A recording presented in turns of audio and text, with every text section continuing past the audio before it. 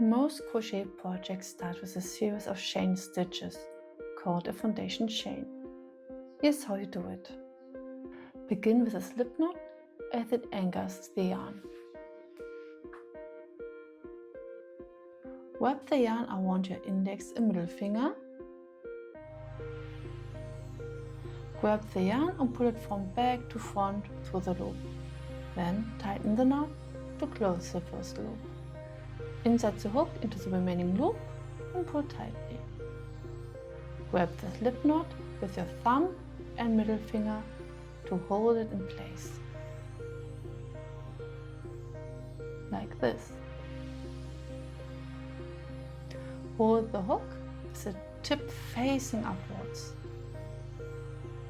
Hold your hook firmly to have full control, but loose enough to twist easily, like this.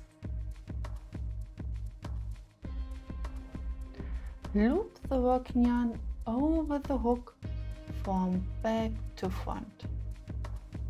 Rotate your crochet hook by about 1/4 turn counterclockwise. Pull the hook down and through the current loop on the hook,